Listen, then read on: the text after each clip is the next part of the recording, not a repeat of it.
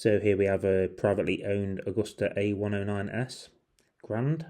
I had to be quick catching this one. Thank you very much for watching. Please like and subscribe. I'd really appreciate it. Bye.